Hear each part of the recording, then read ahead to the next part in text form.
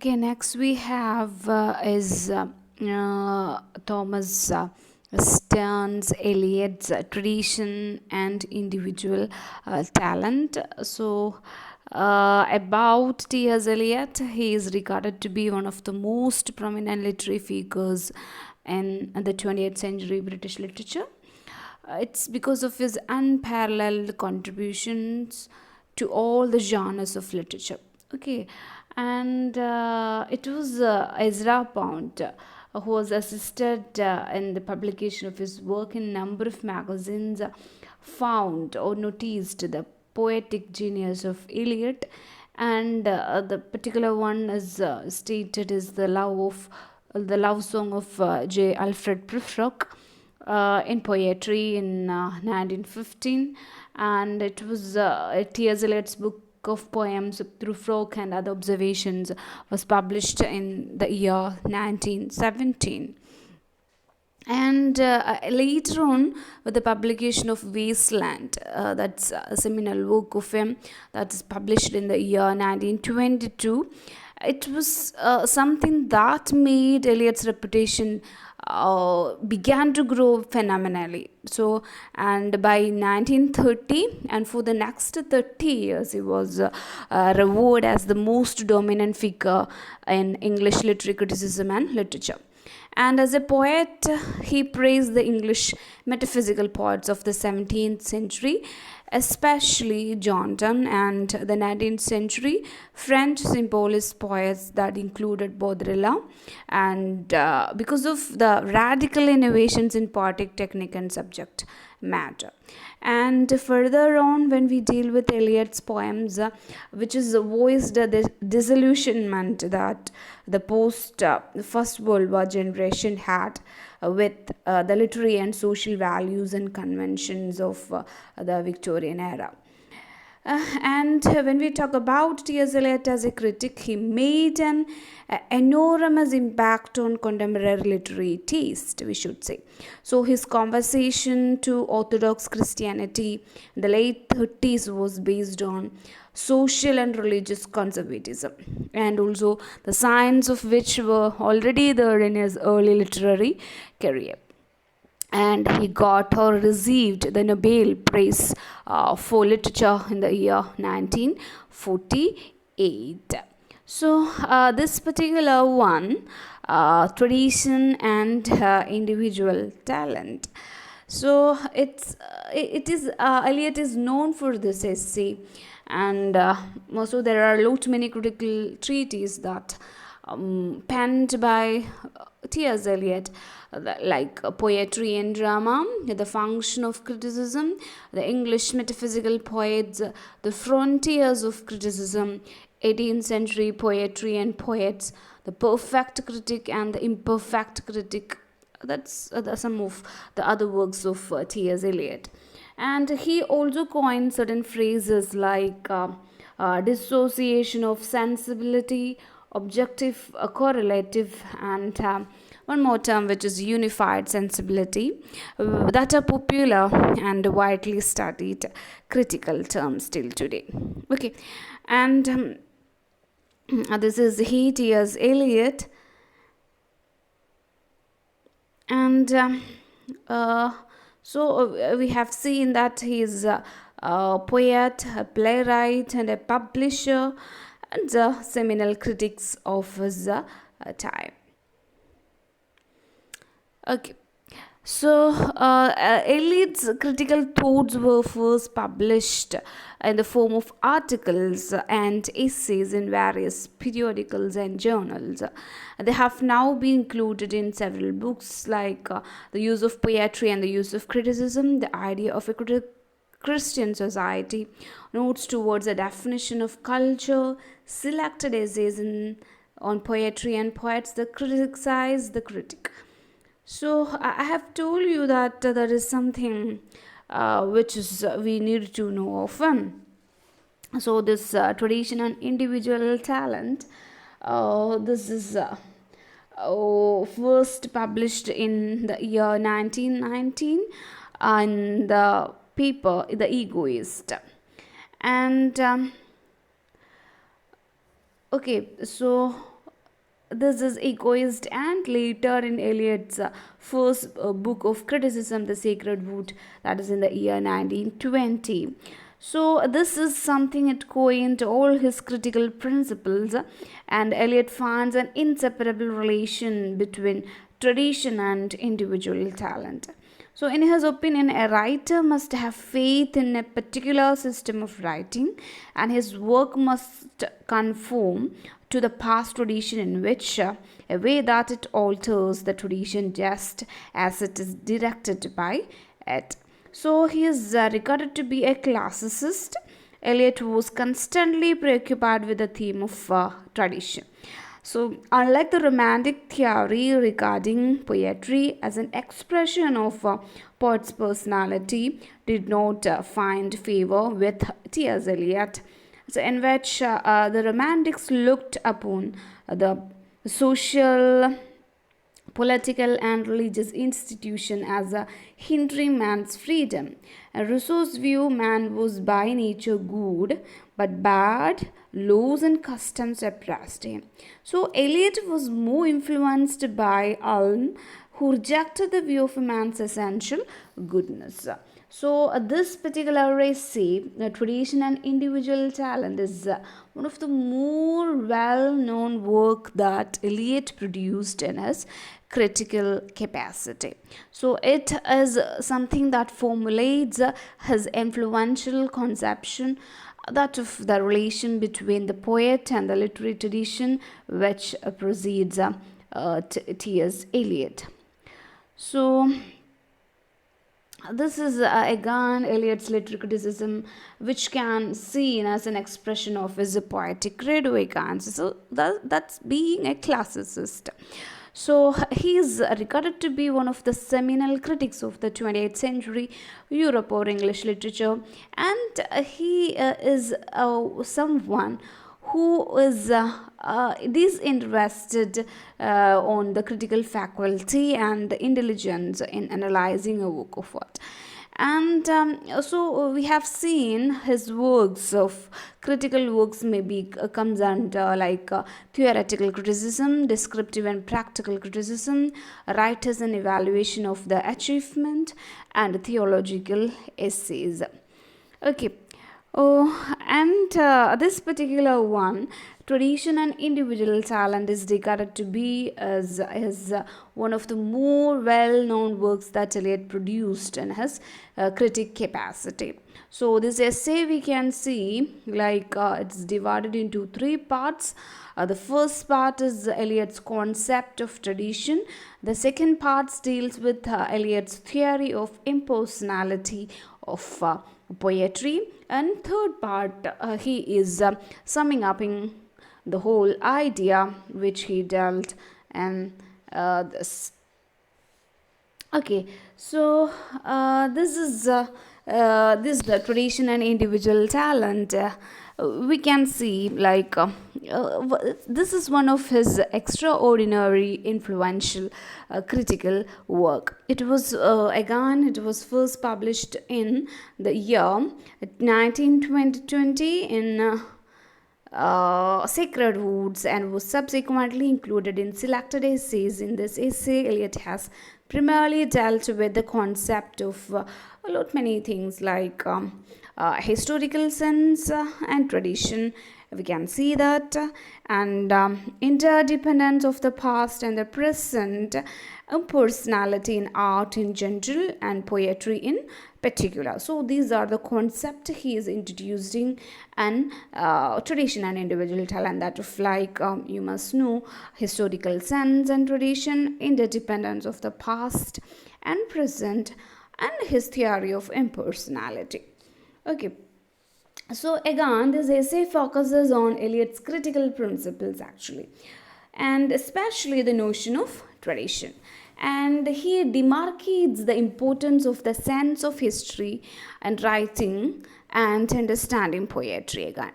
So Eliot argues that poetry should be impersonal. So unlike the Romantics, they said it should be subjective. He says it should be impersonal, which means that poetry should be independent of the personality of the poet. So the essay is again we have seen is divided into three parts. The first part explains Eliot's idea of tradition. The second part deals with Eliot's theory of impersonality of poetry, and the third part sums up his critical assessment. So okay, so we shall see this. Despite these genuine virtues and the essays deserved renown, tradition and individual talent is rather loosely or perhaps even haphazardly constructed is worthy of consideration far more for the power of its suggestiveness than for the precision of its organization. So there are more suggestive elements we can see that of Eliot's critical creed.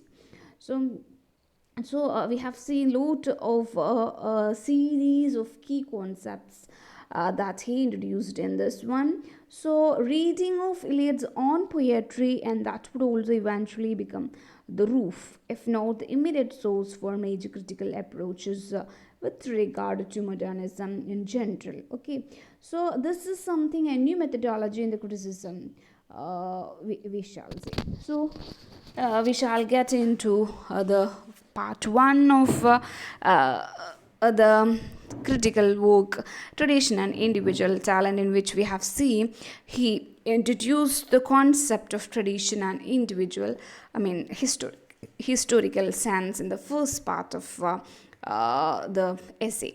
Okay, so the first part is dealt with the themes like he dealt with the significance of tradition actually. So tradition doesn't mean so there are a number of quotations from his own work, his own statement, like here we have is the tradition doesn't mean a blind adherence to the ways of the previous generation. Tradition cannot be inherited, it can only be obtained by hard labor. So, tradition can only be obtained by those who have historical sense. So these are something we just need to know very well. Okay, so this is Eliot's concept of tradition. We should say a literary tradition, that is the ways in which it can be acquired, how it could be acquired, dynamic conception of tradition, that of its values, the function of tradition, sense of tradition and its real meaning, work of art, the permanence, awareness of the past, the poet's duty to acquire it. So Eliot begins the essay by pointing out that the word tradition is not acceptable to the English because it may not carry the idea of being original, as the English prize poets only for works considered individual, unique, and original. So there is no way to regard tradition. So it's very unique. Okay, so because the English people, what they do is it is the work considered individually. So the greatness of a poet lies in originality, and the importance of individuality shows that the English praise poets for the wrong reasons, according to him. Eliot disagrees with the English on that span. So, because he feels that the best and the most individual part of a poet's work would reflect the influence of the writers of the past. So, we should quote here on Eliot's own words like, so this is from your textbook, that's if we approach a poet without his prejudice, we shall often find that not only the best but the most individual parts of his work may be those in which the dead poets, his ancestors, assert the immortality most vigorously. So this is according to T.S. Eliot. According to him, tradition is extremely significant. Why? So because it is not a blind adherence to the ways of the previous generations. നമ്മൾ അതിനെ കണ്ണും പൂട്ടി അങ്ങോട്ട് സ്വീകരിക്കുക എന്നുള്ളതല്ല, but neither it's a slavish imitation. നമ്മൾ പണ്ട് എന്താ കടന്നു പോയിട്ടുള്ളതിന് ഭയങ്കര ഒരു അടിമനെ പോലെ ഇമിറ്റേറ്റ് ചെയ്യുക എന്നുള്ളതല്ല, നോർ എ മിയർ റെപ്പറ്റീഷൻ അല്ല, അവർ പറഞ്ഞത് തന്നെ പറയുക എന്നുള്ളതല്ല, vote has already been achieved. So originality and novelty are better than repetition, he says. So there should be a novelty, there should be originality, that is more better than repetition, and passive repetition is to be discouraged, according to um, T.S. Eliot. So, according to him, this tradition is how the vitality of the past enriches the life of the present. So, the vitality here he meant like the originality and the novelty. Okay. And so he says, according to him, the tradition is something does not mean a sense of inheritance from the past, of a sense of belonging to the past. It is a dynamic force and never meant standing still. So it is not the handing down or following the track cleared by the ancients blindly. On the other hand, tradition cannot be inherited. It can only be obtained with hard work. So it involves a historical sense. There comes a historical sense, which is something that enables a poet to perceive present tense beside the pastness in the past. So no writer works with his own generation alone in view. He refuses to take the literature of any period as separate entity, but takes literature of the whole of Europe from the classical age of Greece to the present day as a harmonious whole. So a writer has a sense of time he belongs to, but that does not make him lose the sense of the timelessness that every creative art enjoys. So in a nutshell, he has a sense of eternal as well as of the temporal. So this is what makes a writer traditional. Okay, so there is a particular unity of time that is expressed by T.S. Eliot in his poem Burn Norton. So, this is something time present and time past are both perhaps present in time future, and time future contained in time past. Okay, so for Eliot, tradition cannot be inherited but obtained by hard pain or hard labor, which is the effort taken to know the past writers. Okay, and it is the effort undertaken to separate the good from the bad and to know that what is good and useful. So, tradition can be obtained only by those who possess historical sense. What possess? Historical sense.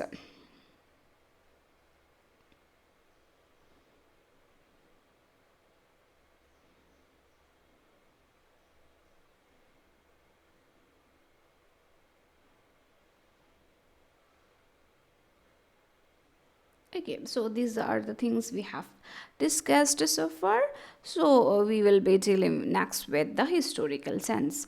Okay, and the historical sense we are just need to probe on.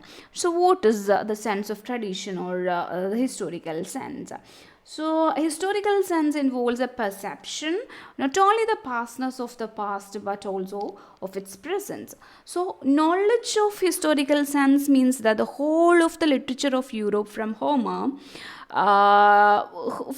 down to his own day, including the literature of his own country, forms a continuous literary tradition. Okay, Eliot realizes that the past is found in the present.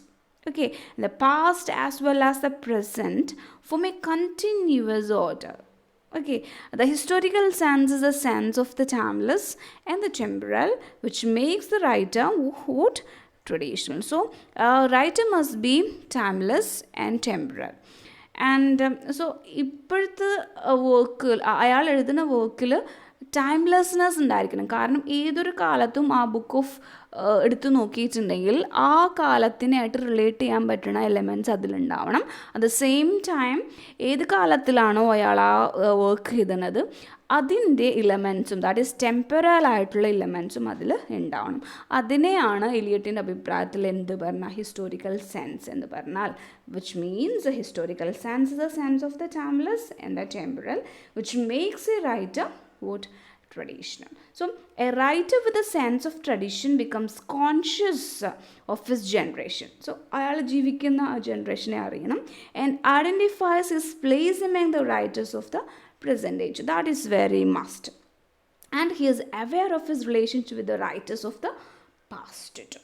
So the sense of tradition suggests that there is a recognition of the continuity of literature. So ഇപ്പോൾ പാസ്റ്റിൽ ആരിലൂടെയൊക്കെയാണോ literature കടന്നു പോയിട്ടുള്ളത്, അതിൻ്റെ ഒരു continuation കൂടെ ആൾക്ക് അറിഞ്ഞിരിക്കണം എന്നുള്ളത് that is very must. So writer with a sense of tradition is fully conscious of his own generation, so of his place in the present, but is also acutely conscious of his relations with the writers of the past. So in brief, the sense of tradition എന്ന് പറഞ്ഞാൽ നമ്മൾക്കിങ്ങനെ 3 തരത്തിൽ നമുക്കതിനെ കാണാൻ പറ്റും. എങ്ങനെയാണ്?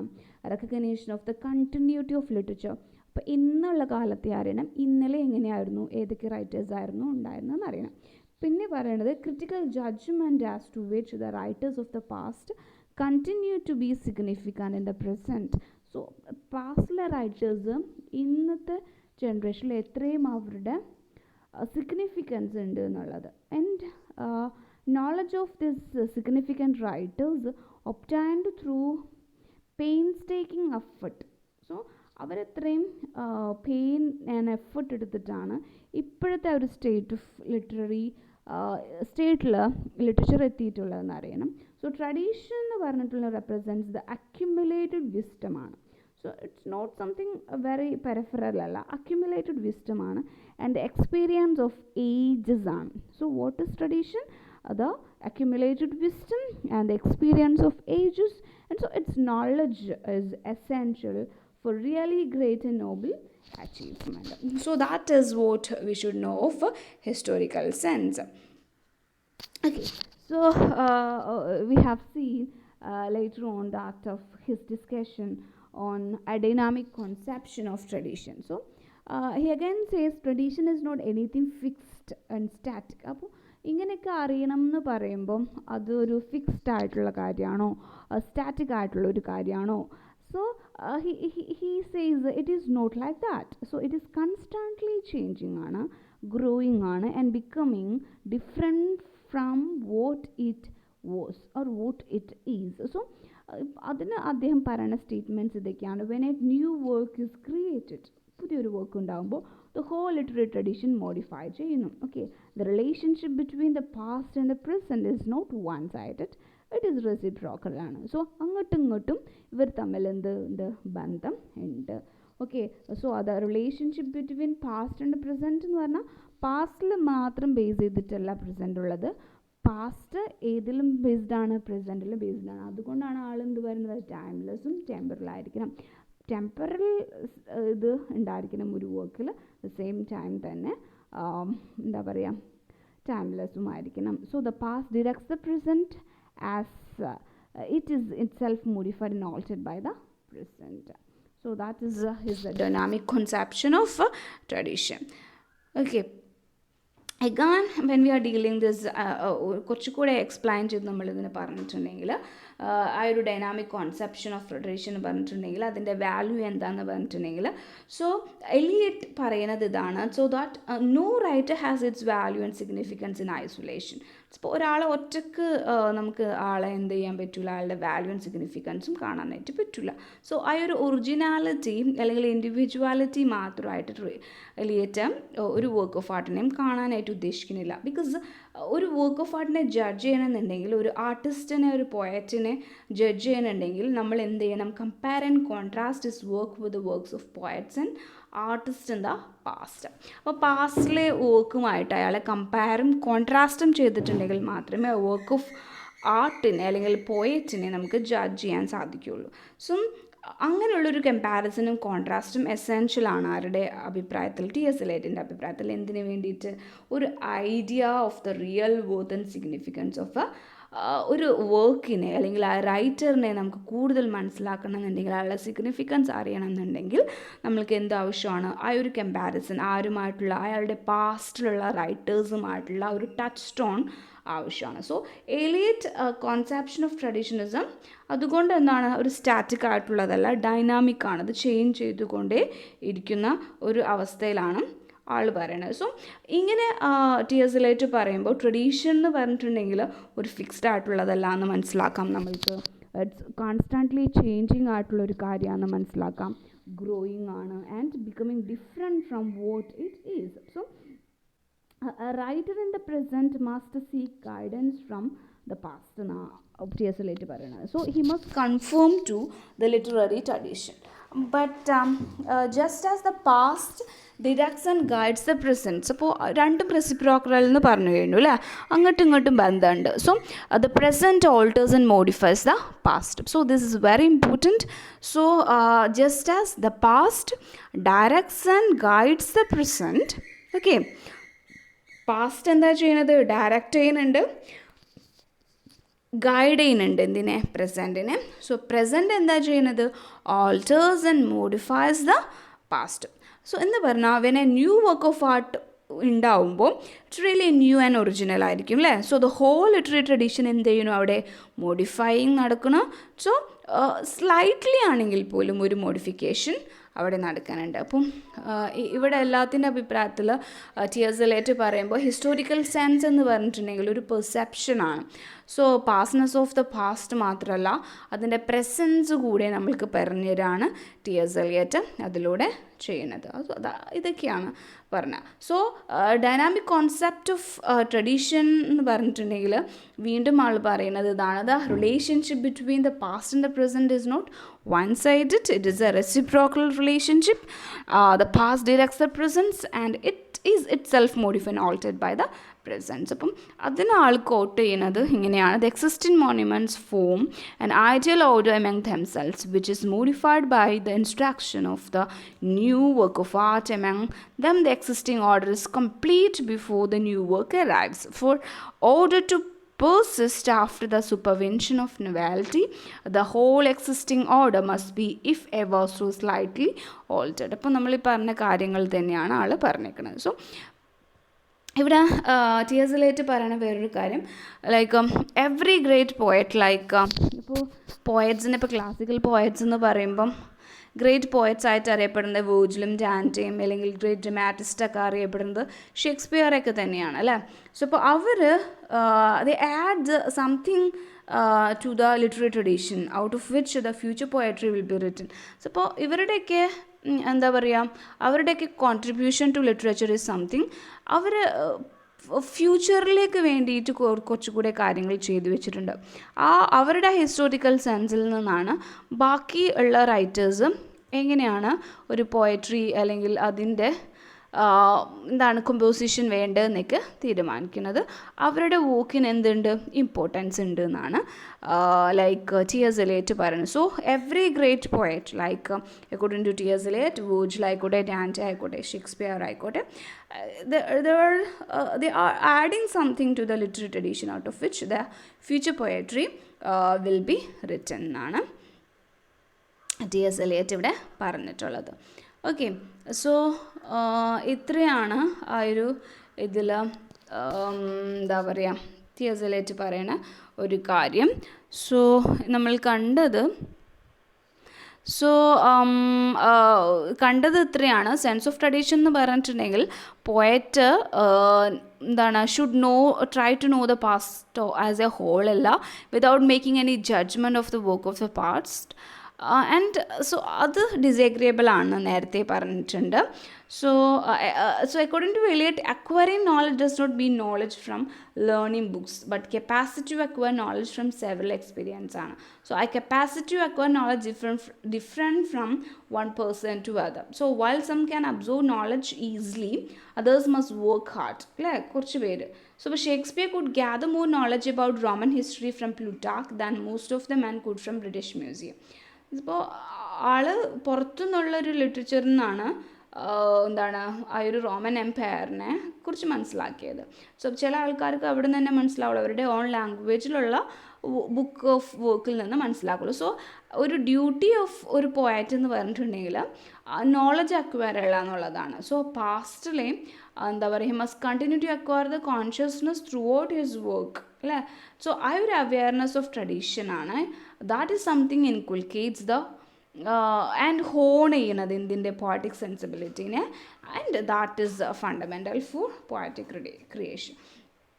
അപ്പോൾ ഇവിടെ പറയുന്നുണ്ട് സോ എന്താണ് ഫങ്ഷൻ ഓഫ് ട്രഡീഷൻ എന്താണെന്ന് പറയുന്നുണ്ട്.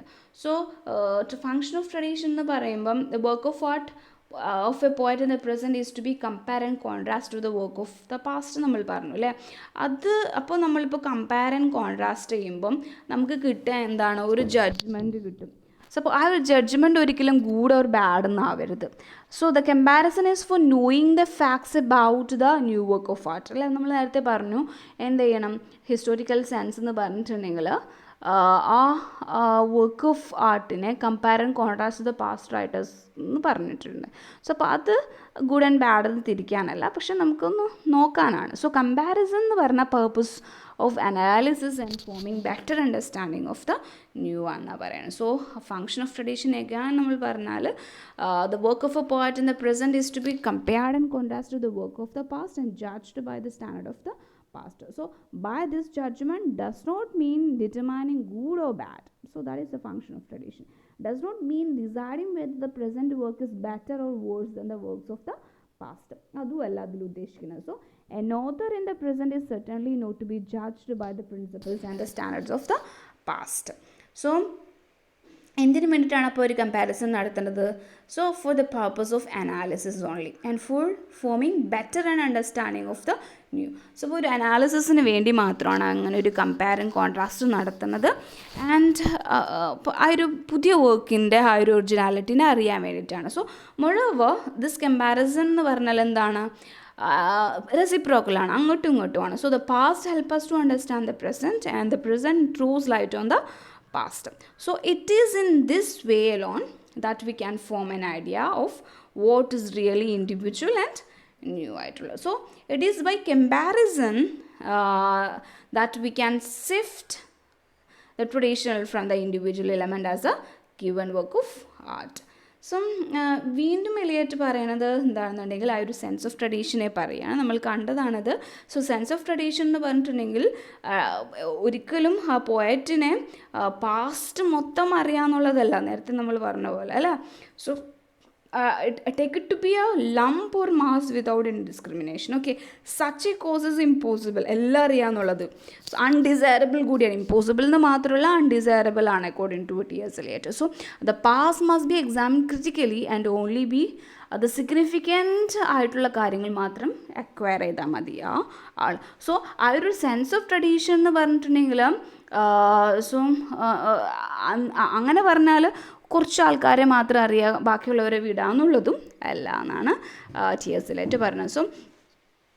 So T.S. Eliot പറയുന്ന വേറൊരു കാര്യം ഫങ്ഷൻ ഓഫ് ട്രഡീഷനിൽ neither should a poet be content merely to know some particular age or period which he likes. ആൾക്ക് ഇഷ്ടമുള്ള മാത്രം ചൂസ് പിക്ക് ആൻഡ് ചൂസ് എന്നുള്ളതാണ്. സോ എന്താണ് പിന്നെ the may be a pleasant and delightful but it will not be considered a sense of tradition ആവില്ല. So sense of tradition എന്ന് പറഞ്ഞിട്ടുണ്ടെങ്കിൽ ഒരു കോൺഷ്യസ്നെസ് ഉണ്ടായിരിക്കണം ദാറ്റ് ഓഫ് ദ മെയിൻ കറൻറ്റിനെ കുറിച്ച്, കണ്ടംപററിനെസ്സിനെ അറിയണം. And which does not at all flow invariably through the most distinguished reputations. Reputed ആയിട്ടുള്ള റൈറ്റേഴ്സിനെ മാത്രം അറിയാമെന്നുള്ളതല്ല. ഓക്കെ, സോ എന്ന് പറഞ്ഞാൽ to know the tradition the poet must judge critically what are the main trends and what are not. So അപ്പോൾ trend എന്തായിരുന്നു ആ കാലഘട്ടത്തിലെ, ട്രെൻഡ് എന്തല്ലായിരുന്നു എന്നുള്ളത്. അപ്പോൾ നമുക്ക് ആ കാലഘട്ടത്തിൽ എന്താ വലിയ പ്രൊമിനൻ്റ് അല്ലാത്ത റൈറ്റേഴ്സിനെ കുറിച്ചിട്ട് അറിയണം. So he must confine himself to the main trends to the exclusion of all that is incidental or topic. So the poet must possess the critical gift in ample measure. So ഇപ്പോൾ ഒരു poet എന്ന് പറഞ്ഞാൽ അയാളൊരു പോയറ്റിക്കൽ imagination മാത്രമുള്ള ആളാവണം എന്നല്ല, ആളെന്തായിരിക്കണം ഒരു critical gift ആൾക്കുണ്ടായിരിക്കണം. So he must also realise that the main literary trends are not determined by the great poets alone. Smaller poets are also significant. So they are also not to be ignored. അവരെ നമുക്ക് എന്ത് ചെയ്യാനായിട്ട് പറ്റില്ല, അവരെ നമ്മൾക്ക് മാറ്റി നിർത്താൻ പറ്റില്ല. അങ്ങനെ മാത്രമേ എന്തുണ്ടാവുള്ളൂ, acquiring the sense of tradition ഉണ്ടാവുള്ളൂ. So a poet should not be content with the knowledge of a particular age or the period he favors, because although this may be a pleasant and delightful, so it may not involve a sense of tradition. So ഒരു tradition അറിയണമെന്നുണ്ടെങ്കിൽ എന്ത് ചെയ്യണം, poets must be able to judge critically and confine himself to the main trends that would enable him to exclude all that is inconsiderable. So he must realize that the main literary trends are not determined by notable poets alone, since the ordinary poets too are great, significant, and they cannot be ignored. Okay. And അപ്പോൾ ഇനി പറയാൻ പോണ ടൈറ്റിലുള്ള കാര്യം എന്ന് പറഞ്ഞാൽ work of ആർട്ടും അവരുടെ പെർമനൻസിനെ കുറിച്ചിട്ടാണ്. So the poet must also realise that art ഒരിക്കലും ഇമ്പ്രൂവ് ആവണില്ല. എന്നാൽ എങ്ങനെയാണ് അതിൻ്റെ മെറ്റീരിയൽ ഒന്നല്ലെങ്കിൽ പോലും ആർട്ട് നെവർ ഇംപ്രൂവ്സ് എന്ന് പറഞ്ഞാൽ എന്താണ്, ഓരോ കാലഘട്ടത്തിലും ആ കാലഘട്ടത്തിൻ്റെ ജനതയുടെ മൈൻഡ് വ്യത്യാസമാണ് അല്ലേ, ചേഞ്ച് ചെയ്തുകൊണ്ടിരിക്കും. ആ ചേഞ്ച് എന്ന് പറഞ്ഞിട്ടുണ്ടെങ്കിൽ ഇപ്പോൾ നമുക്ക് നേരത്തെ പറഞ്ഞിരുന്നു, വെർജിൽ ആയിക്കോട്ടെ, ഷേക്സ്പിയർ ആയിക്കോട്ടെ, ഹോമർ ആയിക്കോട്ടെ. സോ നമുക്കൊരിക്കലും പറയാൻ പറ്റില്ല ഹോമറും ഷേക്സ്പിയറൊക്കെ ഔട്ട്ഡേറ്റഡ് ആയിട്ടുണ്ട്, അവരുടെ സിഗ്നിഫിക്കൻസ് പോയിട്ടുണ്ടെന്ന് പറയാൻ പറ്റില്ല.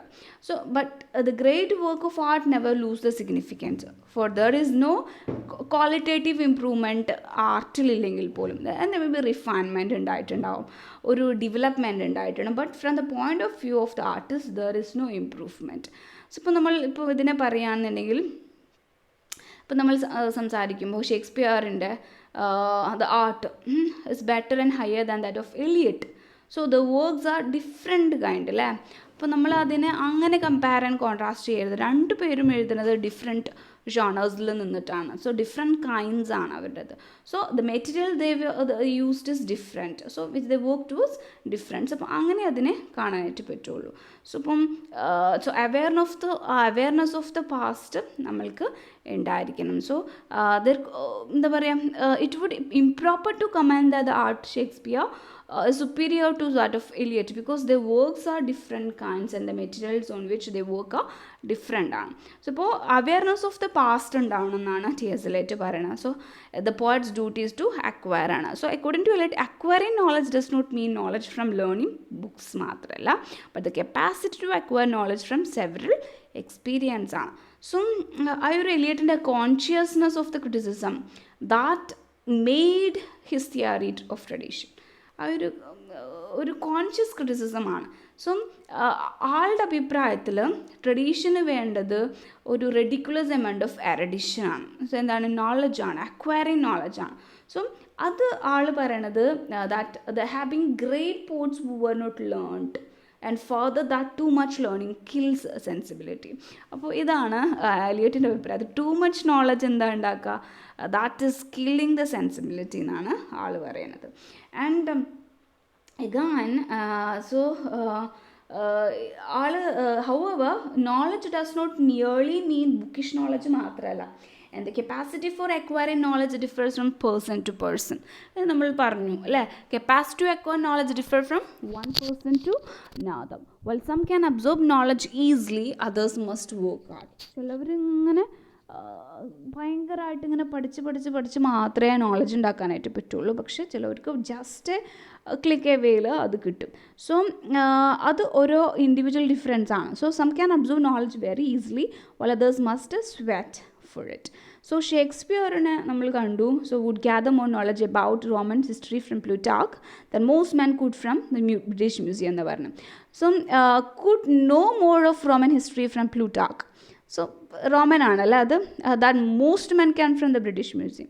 So it is the duty of every poet to acquire to the best of his ability the knowledge of the past, and he must continue to acquire this consciousness throughout his career. Okay, ആ ഒരു അവെയർനെസ്സിനാണ്, such awareness of the tradition ആണ് എന്ത് sharpen ചെയ്യുന്നത്, poetic ക്രിയേഷന് sharpen ചെയ്യുന്നത്. So എന്താണ് poetic creation, എന്താണ് പോയറ്റിക് പ്രോസസ്സ് എന്നാണ് അടുത്തത് പറയുന്നത്. സോ അതെന്തല്ല, it's greatness and intensity of the emotion അല്ല the components but the intensity of the artistic പ്രോസസ്സാണ്. ദ പ്രഷർ ഉണ്ടായിരിക്കണം അവിടെ. More intense the artistic process the greater the പോയമായി മാറും. ഓക്കെ, സോ അങ്ങനെ നമ്മൾ സെക്കൻഡ് പാർട്ട് ഓഫ് ദ എസ്സേയിലേക്ക് എത്തുകയാണ്. അപ്പം സെക്കൻഡ് പാർട്ടിലേക്ക് എത്തുന്നേക്കാൾ മുമ്പ് ഇത് പറഞ്ഞിട്ടാണ് പോണത്. അപ്പോൾ ഒരു പോയറ്റിക് ക്രിയേഷനിലേക്ക് എത്തണം എന്ന് പറഞ്ഞു അല്ലേ. ഒരു ട്രഡീഷൻ, അവെയർനെസ് ഓഫ് ട്രഡീഷനാണ് ഒരു എന്ത് ചെയ്യുന്നത്, ദാറ്റ് ഈസ് ഇൻകൾക്കേറ്റ് ചെയ്യുന്നത്, ഹോൺ ചെയ്യുന്നത് പോയറ്റിക് സെൻസിബിലിറ്റീനെ. അപ്പോൾ ഇവിടെ എങ്ങനെയായിരിക്കണം അത്, ആർട്ടിസ്റ്റ് ഒരു പോയറ്റ് അയാൾ continually surrender to literary tradition. So that is more valuable than his individuality. That is subjective view in poetry. So ആളുടെ ആ ഒരു പോയറ്റിക് സെൻസിബിലിറ്റീനെ മോൾഡ് ചെയ്യാനായിട്ട് അനുവദിക്കണം. എങ്ങനെ മോഡിഫൈ ചെയ്യാനായിട്ട് അനുവദിക്കണം, ഏത് വെച്ചിട്ട്, പാസ്റ്റിലെ വെച്ചിട്ട്. സോ അത് മാത്രമാണ് അയാളെ എനേബിൾ ആക്കുക, എന്ത്, ആ സെൻസ് ഓഫ് ട്രഡീഷനെ അക്വയർ ചെയ്യാനായിട്ട് ആളെ എനേബിൾ ആക്കാം. സോ ആ ഒരു ഫോമാറ്റിക് ഇയേഴ്സ് ഓഫ് അയാളുടെ ആ ഒരു വളർച്ചാ കാലഘട്ടത്തിൽ ഹിസ് ഇൻഡിവിജ്വാലിറ്റി അവിടെ ഉണ്ടായിരിക്കും. ബട്ട് ആളുടെ പവേഴ്സ് മെച്യൂർ ആവണത് മെച്യൂർ ആവണം എപ്പോഴാണെന്നുണ്ടെങ്കിൽ അയാളുടെ സ്വന്തം വ്യക്തിത്വത്തിനെ എക്സ്റ്റിങ്ഷൻ നടത്തുമ്പോഴാണ്, ഇല്ലാതാക്കുമ്പോഴാണ്. സോ ഒരു ഗ്രേറ്റർ ഒബ്ജക്റ്റീവ് ലെവലിലേക്ക് മാറണം. ആളുടെ ഇമോഷൻസും പാഷൻസും എന്താ പറയുക, ഒരു പേഴ്സണൽ എലമെൻസും അതിൽ ഉണ്ടാക്കാൻ പാടില്ല. ആ ഒരു വേയിൽ കൂടെ മാത്രമേ സെൻസ് ഓഫ് ട്രഡീഷനെ എന്ത് ചെയ്യാൻ പറ്റുള്ളൂ, അയാളുടെ സെൻസ് ഓഫ് പേഴ്സണാലിറ്റീനായിട്ട് പ്രീഡോമിനേറ്റ് ചെയ്യാനായിട്ട് പറ്റുള്ളൂ. ഓക്കെ, ഒരു ആർട്ടിസ്റ്റ് അയാളുടെ പേഴ്സണൽ ജോയ്സും സോറൂസും ഒക്കെ മറന്നിട്ട് എന്താ പറയുക, ഒരു സെൻസ് ഓഫ് ട്രഡീഷൻ ആളുടെ എന്താ പറയുക പോയട്രിയിൽ എക്സ്പ്രസ് ചെയ്യാൻ വേണ്ടിയിട്ടുള്ള and the poets personality is A medium. അപ്പോൾ ടി.എസ്. എലിയറ്റ് ഇവിടെ ഒരു അനാലജി നടത്താണ്. സോ ആളുടെ പേഴ്സണാലിറ്റി ഇവിടെ ഒരു കാറ്റലിക് ഏജൻറ്റ് മാത്രമാണ്, ഒരു കെമിക്കൽ റിയാക്ഷൻ നടത്താനുള്ള ഒരു റെസെപ്റ്റക്കിൾ, ഒരു ജാറ് മാത്രമാണ് എന്ത് ചെയ്യേണ്ടത്, ആളുടെ personality. So this is the reason why Eliot asserts that true criticism and sensitive appreciation do not depend on the poet but poetry. So പോയറ്റിന് അതിൽ യാതൊരു ബന്ധമില്ല എന്നാണ് പറയുന്നത്. സോ ആർക്കാണ് ബന്ധമുള്ളത്, പോയട്രിക്കാണ് ബന്ധമുള്ളത്. സോ ആർട്ടിസ്റ്റ് എന്ത് ചെയ്യണം, സറണ്ടർ ചെയ്യണം, ആ ഒരു മോർ വാല്യബിൾ ദാൻ ഹിംസെൽഫ് അതിനാണ് കൊടുക്കേണ്ടത്. ലിറ്റററി ട്രഡീഷനാണ് കൊടുക്കേണ്ടത് എന്ന് പറഞ്ഞാൽ ആളുടെ ഇമോഷൻസിനെയും പാഷൻസിനെയും ഡീപേഴ്സണലൈസ് ചെയ്യണം, ഇംപേഴ്സണൽ ആവണം, ഒരു ഒബ്ജക്റ്റീവ് സയൻറ്റിസ്റ്റിനെ പോലെ ഒബ്ജക്റ്റീവ് ആവണം. ആളുടെ പേഴ്സണാലിറ്റി എന്ന് പറഞ്ഞാൽ ഒരു ഇമ്പോർട്ടൻ്റ് ആയിട്ടുള്ള ഫാക്ടറല്ല, ആളുടെ സെൻസ് ഓഫ് ട്രഡീഷനാണ് ഇമ്പോർട്ടൻ്റ് ആയിട്ടുള്ള ഫാക്ടർ. സോ ആളുടെ പേഴ്സണൽ ജോയ്സും സോറോസും എല്ലാം ആളെന്ത് ചെയ്യണം, മറന്നിട്ടായിരിക്കണം ആളവിടെ ചെയ്യേണ്ടത്, ഒരു റെസെപ്റ്റക്കിൾ മാത്രം ആയിരിക്കണം. So we now delt with the second part. So ഇവിടെയാണ് എലിയറ്റ് ഇവിടെ തിയറി ഓഫ് ഇംപേഴ്സണാലിറ്റീനെ നമ്മൾക്ക് പറഞ്ഞു തരുന്നത്. ഓക്കെ, എക്സ്റ്റെൻഷൻ ഓഫ് പേഴ്സണാലിറ്റിയാണ്, പേഴ്സണാലിറ്റീനെ മൊത്തം മുക്കിക്കൊല്ലലാണ് അവിടെ നടക്കുന്നത്. അപ്പോൾ ഒരു ഫേമസ് ആയിട്ടുള്ളൊരു quote ഉണ്ട് ഇവിടെ, that is very important to know, that is honest criticism and sensitive appreciation is deducted not upon the poet but upon the poetry. So കുറേ quotations ഇവിടെ പറയുന്നത്, artist must render himself to tradition, he must allow his poetic sensibility to be shaped and modified by the past, his emotions and feelings must be depersonalized, he must be impersonal and objective as a scientist. The person's or the poet's personality is merely a medium or as a catalytic agent or a receptacle in which the chemical reaction taken place. Okay, ഇവിടെ ആ ഒരു second പാർട്ടിൽ Eliot ആളുടെ theory of ഇംപേഴ്സണാലിറ്റീനെയാണ് പറയണത്. So ഇവിടെ ഒരു കമ്പാരിസനാണ്, ഒരു അനാലജിയാണ് നടത്തുന്നത് ദാറ്റ് ഓഫ് ഒരു കാറ്റലിസ്റ്റിനെ കുറിച്ച്. സോ ഇവിടെ എലിയറ്റ് കമ്പയർ ചെയ്യണത് mind of a poet to a catalyst and the process of poetic creation to the process of chemical reaction. അപ്പോൾ ജസ്റ്റ് ആസ് ഒരു കെമിക്കൽ റിയാക്ഷൻ നടക്കണ പോലെ ഒരു കാറ്റലിസ്റ്റ്, നമ്മളൊരു കാറ്റലിസ്റ്റ് ഇട്ട് കൊടുത്തിട്ട് അവിടെ ഒരു റിയാക്ഷൻ നടക്കുകയാണ്. സോ അതുപോലെയാണ് പോയറ്റിൻ്റെ മൈൻഡ് ആവേണ്ടത്. So poet's mind function as a catalyst agent to combine the different emotion into something new, ഒരു പുതിയതുണ്ടാക്കാൻ വേണ്ടി. സോ ഇപ്പോൾ നമ്മളിപ്പോൾ ഒരു ലാബിൽ ഇങ്ങനെ നടക്കുകയാണ്. ഒരു ജാറിൽ ഓക്സിജനും സൾഫർ ഡൈ ഓക്സൈഡും ഉണ്ട്. ആൻഡ് സൾഫ്യൂരിക് ആസിഡ് ഫോം ചെയ്യണം. എപ്പോഴും മാത്രമേ സൾഫ്യൂരിക് ആസിഡ് ഉണ്ടാവുള്ളൂ. ഒരു ഫാൻ ഫിലമെൻറ്റ് ഓഫ് പ്ലാറ്റിനം ആ ജാറിൽ ഇടുമ്പോഴാണ് ഓക്സിജനും സൾഫർ ഡൈ ഓക്സൈഡും കൂടി ചേർന്നിട്ട് സൾഫ്യൂരിക് ആസിഡ് ഉണ്ടാവുള്ളൂ. ആ ഒരു കോമ്പിനേഷൻ ഉണ്ടാവണമെന്നുണ്ടെങ്കിൽ എന്ത് വേണം അവിടെ? ഒരു പീസ് ഓഫ് പ്ലാറ്റിനം വേണം. സോ അതാണ് കാറ്റലിസ്റ്റ്. അതാണ് ആക്സിലറേറ്റ് ചെയ്യുന്നത് ആ ഒരു റേറ്റ് ഓഫ് റിയാക്ഷന്. സോ പക്ഷേ ആ ഒരു മെറ്റൽ ഇപ്പോൾ ലാസ്റ്റ് നമ്മൾ നോക്കുമ്പോൾ ദ മെറ്റൽ ഒരു തരത്തിലുള്ള ചേഞ്ചും അതിനുണ്ടാവണില്ല, ഒരു ചേഞ്ച് ഉണ്ടാവണില്ല. അത് റിമെയിൻസ് അൺഅഫക്റ്റഡ് ആണ്. ആ ഒരു കെമിക്കൽ റിയാക്ഷൻ ഹോൾ നടക്കുന്ന സമയത്ത് നമുക്ക് വീണ്ടും നോക്കുമ്പോൾ ആ ഒരു ഒരു എലമെൻറ്റ് ഓഫ് എന്താ പറയുക പ്ലാറ്റിനം നമുക്ക് കിട്ടും വീണ്ടും തിരിച്ച്. സോ ആ ഒരു മൈൻഡ് ഓഫ് പോയറ്റ് എന്ന് പറഞ്ഞിട്ടുണ്ടെങ്കിൽ that of similar to the catalyst agent ആയിരിക്കണം, which is necessary for combination of emotions and experience to take in place. So ഇപ്പോൾ സൾഫ്യൂരിക് ആസിഡ് ഉണ്ടാകുന്നുണ്ടെങ്കിൽ ഓക്സിജനും സൾഫർ ഡൈ ഓക്സൈഡും ആ ഒരു fan element of filament of platinum കൂടെ ഉണ്ടായിരിക്കണം. പക്ഷെ അൺഅഫക്റ്റഡ് ആയിരിക്കണം ആ ഒരു പോയറ്റിക് കോമ്പിനേഷനിൽ. സോ ഇപ്പോൾ the mind of the poet is constantly engaged in forming emotions and experience and creating them into new whole, but the new combination does not contain trace of the poet's mind, just as newly formed acid is devoid of any trace of platinum. So however, a young and mature poet may include his personal emotions and experience, and the expression of his mind may be found in his composition. So ആ ഒരു test of maturity എന്ന് പറഞ്ഞിട്ടുണ്ടെങ്കിൽ the completeness with which his mind digests and transmutes the passion. Okay, so which forms substance of his poetry. അപ്പോൾ എലിയട്ടിൻ്റെ തന്നെ വാക്കുകൾ കൂടെ പറഞ്ഞാൽ the more perfect the artist, the more completely separate in him will be the man who suffers in mind which create. So the man suffer is his experience, but it is his mind which transform the experience into something new and different. So the personality of the poet does not find expression in his poetry. അപ്പോൾ ഇത്ര കാര്യങ്ങളാണ് അതിൽ ആൾ പറയണത്. So ആ ഒരു chemical റിയാക്ഷനൊക്കെ നമ്മൾ പറഞ്ഞു കഴിഞ്ഞു.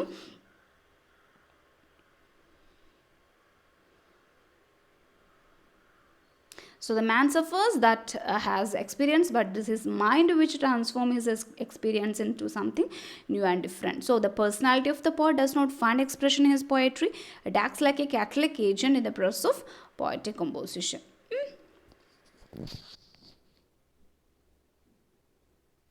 ഇനി നെക്സ്റ്റ് ആൾ പറയണത് എന്താ പറയുക, രണ്ട് തലങ്ങളെ കുറിച്ചിട്ടാണ്. അതെന്താണ്? The experience which end the poetic process, അല്ലേ? പോയറ്റിക് പ്രോസസ്സിലേക്ക് എൻ്റർ ചെയ്യാനുള്ള എക്സ്പീരിയൻസ് രണ്ടാണ്. ഏതൊക്കെയാണ്? ഇമോഷൻസും ഫീലിങ്സും ആണ്. So the experience which enter the poetic process says it as relate may be of two kinds ആണ്. അത് രണ്ടെന്ന് പറഞ്ഞാൽ ഇമോഷൻസും ഫീലിങ്സും ആണ്. അല്ലെങ്കിൽ ഔട്ട് ഓഫ് ബോത്ത് ആയിരിക്കും, composed of emotions and feelings ആയിരിക്കാം. സോ ഇപ്പോൾ ഇവിടെ എലിയട്ട് ഡിസ്റ്റിങ്ഷ് ചെയ്യുന്നത് ഇമോഷൻസ് ആൻഡ് ഫീലിങ്സിനെ കുറിച്ച്. പക്ഷേ ഒരിക്കലും ആൾ എക്സ്പ്ലിസിറ്റ്ലി ആ ഒരു ഡിഫറൻസിനെ നമുക്ക് പറഞ്ഞു തരുന്നില്ല. There emotions and feelings poetry may be composed of emotions only or out of feelings or out of രണ്ടുമാവാം, അല്ലേ? ആൻഡ് ആൾ മിയർലി ഡിസ്റ്റിങ്വിഷസ് സ്റ്റേറ്റ് ഡെഫറൻസ് എന്താണെന്ന് പറഞ്ഞു തരുന്നില്ല. Nowhere else in his writing. So കുറേ ക്രിറ്റിസിസം ഉണ്ട്. A.G. ജോർജൊക്കെ പറയുന്നുണ്ട് ആ ഒരു ഡിസ്റ്റിങ്ഷൻ എങ്ങനെയാണ് മെയിൻറ്റെയിൻ ചെയ്യണമെന്നൊന്നും പറഞ്ഞു തരുന്നില്ല, ഡിസ്റ്റിങ്ഷ് ചെയ്യണില്ല. സോ ആ ഒരു ഡിസ്റ്റിങ്ഷൻ എന്ന് പറഞ്ഞിട്ടുണ്ടെങ്കിൽ നമുക്ക് ഇഗ്നോർ ചെയ്യാൻ പറ്റുന്ന ഒരു കാര്യമാണ്. സോ ഒരു ഇംപേഴ്സണൽ ആയതുകൊണ്ട് തിയറി ഓഫ് പോയട്രിയിൽ വലിയ ഇമ്പോർട്ടൻസ് ഇല്ല. അപ്പം ആ ഒരു ഡിസ്റ്റിങ്ഷൻ നമുക്ക് എന്ത് ചെയ്യാം, വേണമെങ്കിൽ ഇഗ്നോർ ചെയ്യാം. It has influenced his impersonal theory of poetry. So Eliot ഇവിടെ കമ്പയർ ചെയ്യുന്ന പോയറ്റ്സ് മൈൻഡ് ടു എ ജാറിനോടാണ്, അല്ലെങ്കിൽ ഒരു റിസെപ്റ്റക്കിളിനോടാണ്. സോ അതിൽ ഒരു innumerable feelings and emotions store ചെയ്ത് വെക്കാം. ആൻഡ് പിന്നെ അത് എന്ത് ചെയ്യണം, ഒരു ന്യൂ കോമ്പൗണ്ടിലേക്ക് യുണൈറ്റ് ചെയ്യണ പോലെ, കെയിം ടുഗദർ ആവണ പോലെ. സോ ഒരു പോയട്രി പറഞ്ഞിട്ടുണ്ടെങ്കിൽ is an act of organisation rather than inspiration. അല്ലേ? എന്താണ് ഒരു എന്താ പറയുക, ഒരു അൺഓർഗനൈസ്ഡ് ആയിട്ടുള്ള കെയോട്ടിക് ആയിട്ടുള്ള ഫോമിൽ നിന്ന് എല്ലാ പാർട്ടിക്കിൾസും യുണൈറ്റ് ചെയ്തിട്ട് ഒരു ന്യൂ കോമ്പൗണ്ടിലേക്ക് എത്തണം. സോ ഇപ്പോൾ ഈ ഒരു ഓർഗനൈസേഷൻ എന്നാണ് ആര് പറഞ്ഞേക്കുന്നത്, ടി എസ് ലേറ്റ് പറഞ്ഞത്. അപ്പോൾ നമ്മൾക്കറിയാൻ പറ്റും ഇൻസ്പിറേഷൻ എന്നാണ് റൊമാൻറ്റിക് പോയറ്റ്സ് പറഞ്ഞേക്കുന്നത് അല്ലേ? വേർഡ്സ്വർത്ത് അങ്ങനെയാണ് പറഞ്ഞിട്ടുള്ളത്. സോ ഇപ്പോൾ ഇൻസ്പിറേഷൻ ആവണം. So greatness of a poem does not depend upon the greatness for even the intensity of the emotion which are the components of the poem but upon the intensity of the process of poetic composition. അത് പറഞ്ഞാൽ ഇവിടെ പറയണത് എന്താണെന്നുണ്ടെങ്കിൽ ഒരു greatness of a poem എന്തിൽ depend അല്ല, ആ ഒരു ഇൻറ്റൻസിറ്റി ഓഫ് ഇമോഷനിലല്ല, intensity of the process of poetic കോമ്പോസിഷനിലാണ്. എങ്ങനെ പോലെ just as the chemical reaction പ്രഷറിലാണ് ഉണ്ടാവുന്നത് അല്ലേ, ദ ഫ്യൂഷൻ ഓഫ് ഇമോഷൻ ഉണ്ടാവുന്നത്, ഇൻറ്റൻസിറ്റി ഓഫ് പോയറ്റിക് പ്രോസസ്സ് നടക്കുന്നത്. സോ എത്രയും ഇൻറ്റൻസ് ആണ് പോയറ്റിക് പ്രോസസ്സ്, അത്രയും ഗ്രേറ്റ് ആയിരിക്കും ആ ഒരു പോയം എന്ന് പറഞ്ഞിട്ടുള്ളത്. സോ പോയട്രി എന്ന് പറഞ്ഞിട്ടുണ്ടെങ്കിൽ എന്താണെന്നാണ് ആൾ പറയുന്നത്, ഓർഗനൈസേഷനാണ്. ഇൻറ്റൻസിറ്റി ഓഫ് എത്രയും പ്രഷറിലാണ് ആ ഒരു പോയം കമ്പോസ്ഡ് ആവണത്, അതിലാണ് ഗ്രേറ്റ്നെസ് ഇരിക്കുന്നത്. സോ എന്ന് പറഞ്ഞാൽ ഒരു കെമിക്കൽ റിയാക്ഷൻ നടക്കണ പോലെ, ഏത് പ്രഷറിലാണോ നടക്കണ പോലെ അത്രയും ഇൻറ്റൻസ് ആയിരിക്കും ആ പോയറ്റിക് പ്രോസസ്സ്. ആ ഇൻറ്റൻസിറ്റിയാണ് ഒരു നല്ലൊരു പോയട്രീനെ ഉണ്ടാക്കുന്നത്. സോ അങ്ങനെ പറയുമ്പോൾ ഒരു എന്താ പറയുക, ഒരു ആർട്ടിസ്റ്റിക് ഇമോഷനും പേഴ്സണൽ ഇമോഷനും തമ്മിൽ ഒരുപാട് ഡിഫറൻസ് ഉണ്ട് അല്ലേ എന്ന് പറഞ്ഞാൽ. ഇപ്പം നമുക്കറിയാൻ പറ്റും there is a difference between artistic emotion and personal emotion of the poet. For example, ഇപ്പോൾ ഒരു poem that is ode to nightingale. So കുറേ കീറ്റ്സിൻ്റെ ഇമോഷൻസിനെ പറയുന്നുണ്ട്. സോ നൈറ്റിംഗേളിൻ്റെ ഇമോഷൻസിനായിട്ട് ഒരിക്കലും ഒരു ബന്ധമില്ലാത്ത കുറേ കീറ്റ്സിൻ്റെ ഇമോഷൻസിനെ അതിൽ പറയുന്നുണ്ട്. സോ എലിയട്ട് അവിടെ പറയുന്നത് difference between art and the event is always absolute ആയിരിക്കും. because the poet has no personality to express, because he is merely a medium where impressions and experience combine in distinctive and unexpected ways. So impression and experience which are important for man, that is something may find no place in his poetry, and those which become important in poetry may have no significance for man. Okay, അവിടെ ആണ് Elliot എന്ത് ചെയ്യുന്നത്, romantic സബ്ജക്റ്റിവിസത്തിനെ എന്ത് ചെയ്യുന്നത്, reject ചെയ്യുന്നത്. So that is here his rejecting Wordsworth theory of poetry. എന്താണ് വേർഡ്സ്വർത്തിൻ്റെ poetic theory? എന്താണ്?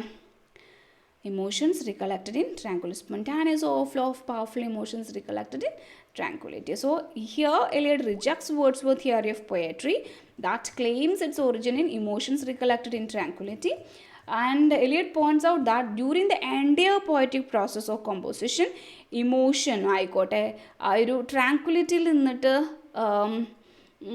ഒരു കോണ്ടംപ്ലേറ്ററി മൈൻഡിൽ നിന്നിട്ടായിരിക്കണം ആളത് ഓർക്കേണ്ടത്. സോ ഇതിനൊന്നും ഒരു സ്ഥാനമില്ല എന്നാണ് ടി എസ് എലൈറ്റ് പറയുന്നത്. അവിടെ എന്തിനു മാത്രമേ സ്ഥാനമുള്ളൂ? കോൺസെൻട്രേഷൻ ഓഫ് എക്സ്പീരിയൻസ്, അതിന് മാത്രമേ സ്ഥാനമുള്ളൂ. And new whole emerges from the ആ ഒരു കോൺസെൻട്രേഷനിലായിരിക്കണം പുതിയ കാര്യങ്ങൾ അവിടെ ഉണ്ടാവേണ്ടത്, ആ പ്രോസസ്സിങ് അവിടെ നടക്കേണ്ടത്. സോ പ്രോസസ്സ് എന്ന് പറഞ്ഞാൽ പ്രോസസ് ഓഫ് കോൺസെൻട്രേഷൻ ആണ്. പക്ഷേ അത് കോൺഷ്യസ് ആവാനും പാടില്ല, ഡെലിബറേറ്റ് ആവാനും പാടില്ല. ആ ഒരു elements of poetic process conscious and deliberate. So ഒരു ബാഡ് പോയറ്റ് ആണെന്നുണ്ടെങ്കിൽ കോൺഷ്യസ് ആയിരിക്കും where he should be unconscious, and unconscious of where he should be conscious എന്നാണ് പറയുക. So that it is the consciousness of the wrong kind that makes a poem പേഴ്സണലാക്കി മാറ്റുന്നത്. Whereas mature art എന്ന് പറഞ്ഞാൽ, poetry എന്ന് പറഞ്ഞാൽ എപ്പോഴും എന്തായിരിക്കും? ഇംപേഴ്സണൽ ആയിരിക്കും. അപ്പോൾ Eliot does not mention when a poet should be conscious and not. എപ്പോഴാണ് കോൺഷ്യസ് ആവേണ്ടത്, എപ്പോഴാണ് കോൺഷ്യസ് ആവേണ്ടത്, കുറിച്ചിട്ടുള്ള ഫർദർ ഡീറ്റെയിലിംഗ് ഒന്നും ടി എസ് എലൈറ്റ് അവിടെ നടത്തുന്നില്ല. സോ ഇപ്പോൾ ഒരു പോയറ്റിക് കോമ്പോസിഷൻ്റെ ആ പ്രോസസ്സിൽ ഇമോഷൻസും റികളക്ഷനും ട്രാങ്ക്വിലിറ്റിയും ഒന്നുമില്ല. അവിടെ നടക്കുന്നത് ഒരു പോയറ്റിക് പ്രോസസ്സാണ്. പോയറ്റിക് പ്രോസസ്സ് എന്ന് പറഞ്ഞിട്ടുണ്ടെങ്കിൽ കോൺസെൻട്രേഷൻ മാത്രമേ ഉള്ളൂ. ന്യൂ തിങ് റിസൾട്ട് ഫ്രം ആ ഒരു കോൺസെൻട്രേഷനിൽ നിന്ന് മാത്രമാണ് നടക്കുന്നത്. സോ ആ ഒരു ആർട്ടിസ്റ്റിക് ഇമോഷൻസിനെ വീണ്ടും നമ്മൾ കാണുകയാണ്. The value of concentration concentration ആൾ പറയുകയാണ്. The emotions of poetry different from the personal emotion of the poet. അപ്പോൾ അയാളുടെ പേഴ്സണൽ ഇമോഷൻസ് ചിലപ്പോൾ സിമ്പിളായിരിക്കാം, ഗ്രേവ് ആയിട്ടുള്ളതായിരിക്കാം. അപ്പോൾ പക്ഷേ ആളുടെ ഇമോഷൻ കോംപ്ലക്സ് ആയിരിക്കാം, ചിലപ്പോൾ റിഫൈൻഡ് ആയിരിക്കാം. സോ അപ്പോൾ ഒരിക്കൽ പോലും ആളുടെ ഇമോഷനെ ഒരു എക്സെൻട്രിസിറ്റി ആ പോയട്രിയിൽ അയാൾ കാണിക്കാൻ പാടില്ല. സോ അയാൾ അത് ഒരു പോയറ്റിൻ്റെ ഒരു ബിസിനസ് അല്ല, പുതിയ പുതിയ ഇമോഷൻസിനെ കാണിക്കുക എന്നുള്ളത്. ഓർഡിനറി ഇമോഷൻസിനെ കാണിച്ചിട്ട് അയാൾ എന്ത് ചെയ്താൽ മതി, ന്യൂ മീനിങ്സ് എടുത്താൽ മതി. So that is not necessary. That should be his personal emotions ഉണ്ടാവാം. Even emotions which has never personally experienced can serve the purpose of poetry. So ഇപ്പോൾ emotions which result from the reading of books can serve his turn. Okay, പിന്നെയും അങ്ങനെയൊക്കെ പറയുമ്പോഴാണ് നമുക്ക് മനസ്സിലാവുക ആൾ വേർഡ്സ്വർത്തിനെയാണ് ഇവിടെ പറഞ്ഞിട്ടുള്ളതെന്നും. That is origin of emotions recollected in tranquillity എന്നുള്ള ഒരു കാര്യം ആൾ പോയിൻ്റ് ഔട്ട് ചെയ്യുന്നത് പോയറ്റിക് പ്രോസസ്സും അതിൻ്റെ റിക്കൊളക്ഷൻ ആൻഡ് ട്രാങ്ക്വിലിറ്റിനെയാണ്. പോയറ്റിക് പ്രോസസ്സ് എന്ന് പറഞ്ഞാൽ അത് മാത്രമല്ല, കോൺസെൻട്രേഷൻ ആണെന്ന് ആൾ വീണ്ടും പറയുന്നു. ആ ഒരു പ്രോസസ് ഓഫ് കോൺസെൻട്രേഷൻ എന്ന് പറഞ്ഞിട്ടുണ്ടെങ്കിൽ കോൺഷ്യസും ഡെലിബറേറ്റും പാസീവായിട്ടുള്ള ഒരു വണ്ണാണ്. സോ എന്താ പറയുക, other elements in the poetic process which ആ കോൺഷ്യസും ഡെലിബറേറ്റ് ആയിട്ടുള്ളതുണ്ട്, എന്നാലും ഫുള്ള് ഡെലിബറേറ്റ് ആവരുത്. അപ്പോൾ ആ ഒരു ഡിഫറൻസ് ഒരു ബാഡ് പോയറ്റും ഗുഡ് പോയറ്റുള്ളത്. ഒരു ബാഡ് പോയറ്റ് ആളെവിടെ അൺകോൺഷ്യസ് ആവണം അവിടെ ആൾ കോൺഷ്യസ് ആവും എന്നുള്ളതാണ്. ഓക്കെ, സോ ആ ഒരു അൺകോൺഷ്യസ്നെസ് ഓഫ് ദ റോങ് കൈൻഡാണ് ഒരു പോയത്തിനെ പേഴ്സണലാക്കി മാറ്റണത്. ഓക്കെ, സോ എലിയറ്റ് പറഞ്ഞു എവിടെയാണ് കറക്റ്റായിട്ടുള്ള കോൺഷ്യസ്നെസ് അൺകോൺഷ്യസ്നെസ് നടത്തേണ്ടതെന്നുള്ളത് ആൾ കറക്റ്റായിട്ട് പറഞ്ഞു തരുന്നില്ല. Okay, and we are now reached the part 3 അല്ലേ. 3 പാർട്ടായിട്ടാണ് തിരിച്ചിട്ടുള്ളതെന്ന് ഓൾറെഡി പറഞ്ഞു കഴിഞ്ഞു. അപ്പോൾ പാർട്ട് 3യിൽ നമ്മൾ നേരത്തെ കണ്ടു എന്താണ് ആൾ പറയണത്. ഇപ്പോൾ ഇങ്ങനൊരു സ്റ്റേറ്റ്മെൻറ്റാണ് പാർട്ട് 3യിൽ നടക്കുന്നത്. എന്താണ് poetry and escape from personality and personal emotions ആണെന്നുള്ളതാണ്. സോ പാർട്ട് 3യിൽ എലിയറ്റ് കൺക്ലൂഡ് ചെയ്യുന്നത് ഇങ്ങനെയാണ്. പോയട്രി എന്ന് പറഞ്ഞിട്ടുണ്ടെങ്കിൽ it's not a turning loose of emotion but an escape from emotion ആണ്. It is not an expression of personality but an escape from personality ആണ്. അപ്പോൾ Eliot പേഴ്സണാലിറ്റിയും ഇമോഷനെ ഒരിക്കലും ഡിനൈ ചെയ്യല്ല ചെയ്യുന്നത്. ഒരു പോയറ്റ് എപ്പോഴും ഡീപേഴ്സണലൈസ്ഡ് ആയിരിക്കണം അയാളുടെ ഇമോഷൻസിന്. Poet can know what is to be done if he acquires a sense of tradition. അത് ഹിസ്റ്റോറിക്കൽ സെൻസ് ഉണ്ടായിരിക്കണം ആൾക്ക്, വിച്ച് മേക്ക് ഹിം ആ ഒരു സെൻസ് ഓഫ് ട്രഡീഷനും ആ ഹിസ്റ്റോറിക്കൽ സെൻസുമാണ് ആളെന്താക്കി മാറ്റുന്നത്, കോൺസെൻട്രേഷൻ ആക്കുന്നത്, കോൺഷ്യസ് ആക്കുന്നത്. ഏതിൻ്റെ കോൺഷ്യസ് ആവുന്നത്, പ്രസൻറ്റിൻ്റെ മാത്രമല്ല present moment of the past കൂടെ മനസ്സിലാക്കുന്നത് അങ്ങനെയാണ്. സോ ഇപ്പം കൺക്ലൂഡ് ചെയ്യണത്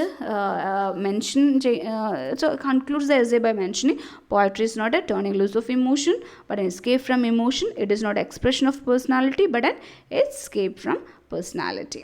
ഓക്കെ, സോ അപ്പോൾ ഇങ്ങനെ പറയുമ്പം വീണ്ടും പറയണു അതിനെ പേഴ്സണാലിറ്റീനെ ഇമോഷൻസിനെ ഡിനൈ അല്ല ഒരിക്കലും ആൾ ചെയ്യണത്. ആളെന്താ ചെയ്യണത്, ഡീപേഴ്സണലൈസ് ചെയ്യാനാണ് പറഞ്ഞിട്ട് ഉള്ളത്. And there should be an extension of his personality, depersonalization.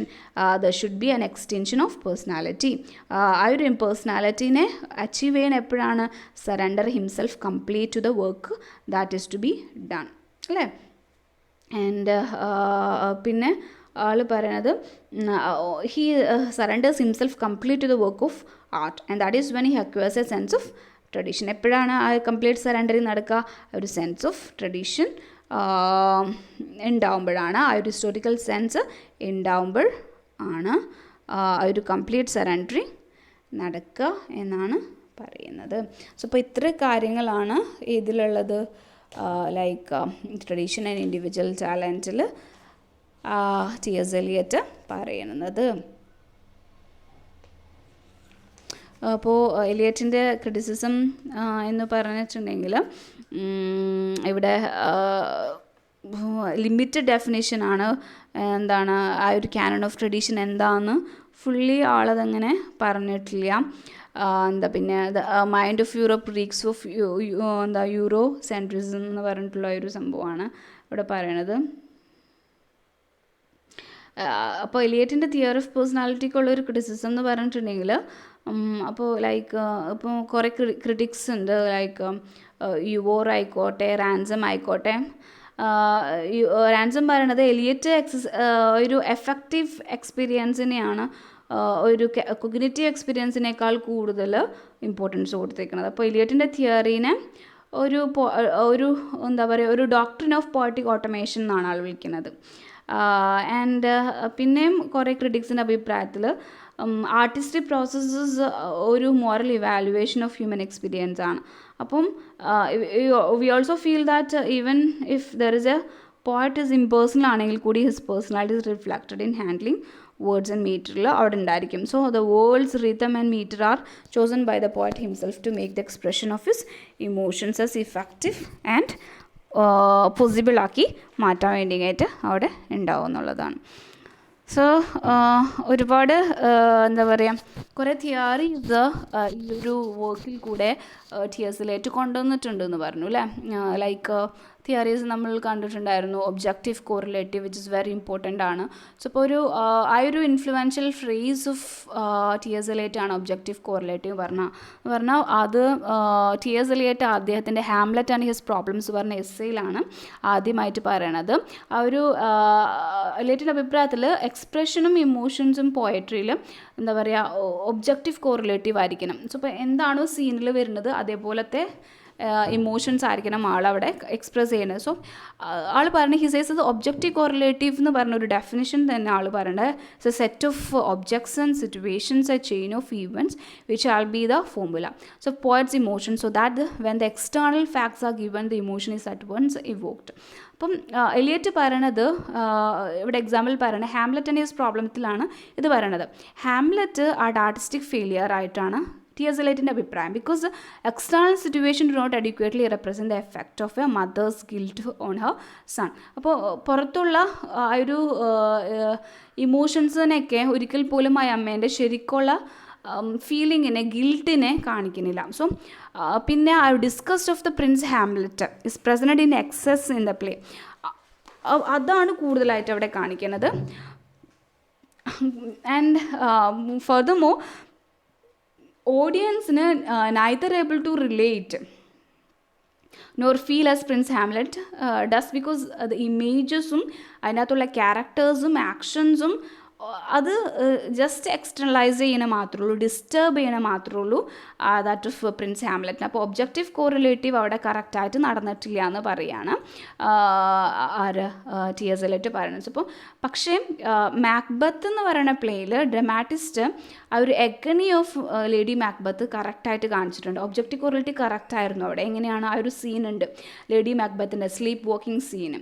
So ആ ഒരു ഒക്കേഷനെ ഒരു unconscious repetition of a past action that reveal her guilt with him.